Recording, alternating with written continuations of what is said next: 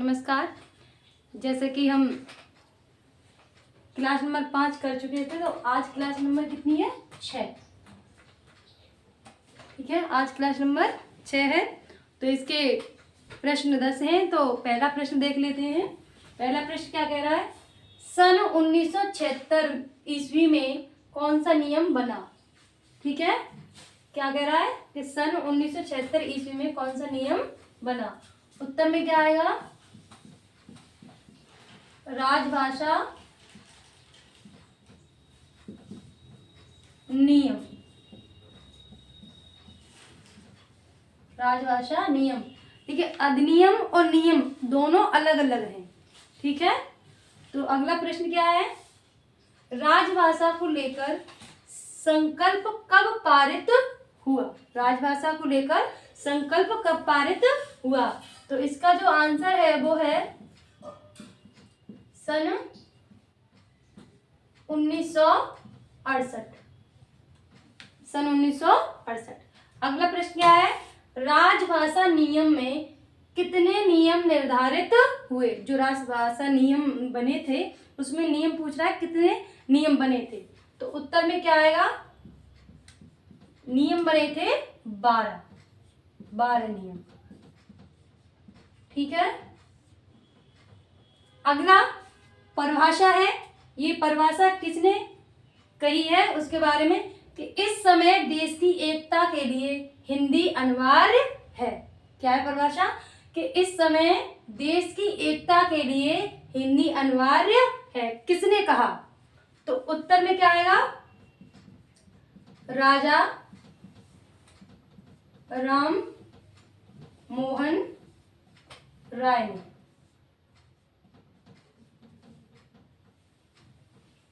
अगला प्रश्न है, संसद में कार्य हिंदी या अंग्रेजी में किया जाएगा, यह किस अनुच्छेद में कहा गया है? किस अनुच्छेद में कहा गया है? ये अनुच्छेद, उत्तर में क्या आएगा? अनुच्छेद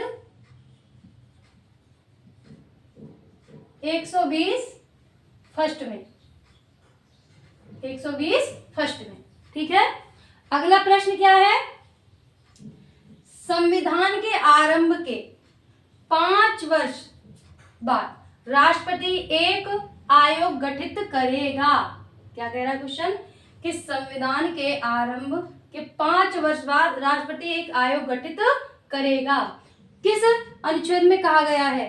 तो ये है अनुच्छेद 344। ठीक है, अनुच्छेद 344। ठीक है, अगला प्रश्न क्या है? किसी राज्य, क्या पूछ रहा है? किसी राज्य और संघ की सरकार के बीच पत्र आदि की राजभाषा होगी। क्या है?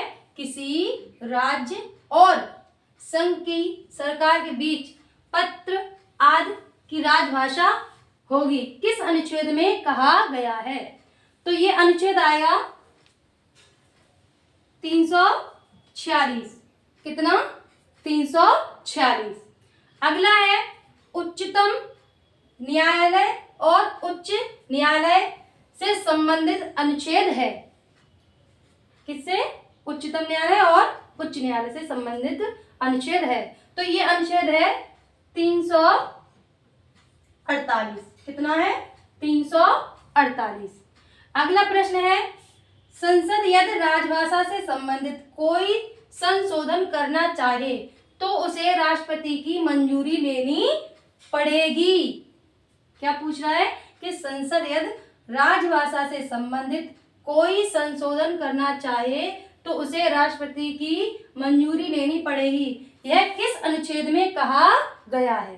तो ये किस अनुच्छेद में कहा गया है? अनुच्छेद, आंसर में क्या आएगा? अनुच्छेद 349। ठीक है, क्या है? 349। आखिरी प्रश्न और 10वां प्रश्न क्या कह रहा है? कि अनुच्छेद 350 में किस बात पर ध्यान दिया गया है? किस बात पर ध्यान दिया गया है? तो उत्तर में क्या आएगा? अनुच्छेद 350 में अल्पसंख्यक अल्पसंख्यक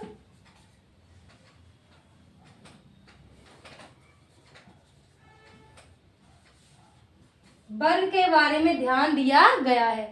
उम्मीद है आपको क्लास अच्छी लगी हो। अगर क्लास अच्छी लगी हो तो लाइक कमेंट शेयर अवश्य करना। बहुत बहुत धन्यवाद।